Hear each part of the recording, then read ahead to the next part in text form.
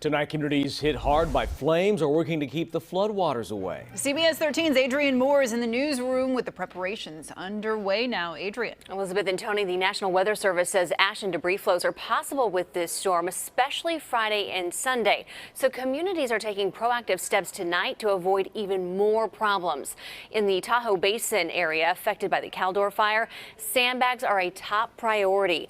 People can pick them up for free over at the South Lake Tahoe Search and Rescue Building. That's on Santa Fe Avenue in Myers. Now keep in mind you do have to bring your own tools. The sandbag station is open through next Tuesday from 7 a.m. to 7 p.m.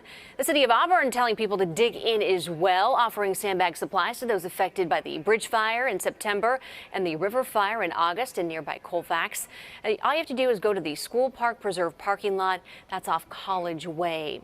And in Plumas County, displaced Dixie and Beckworth fire evacuees have a place to stay as well. An emergency shelter is now open at Greenville Elementary School. Meals will be provided. You must wear a mask and maintain social distancing. Another threat in the burn scar areas, trees. We could also see some pretty strong winds with this storm, so the National Weather Service says be prepared for some burned trees to come down.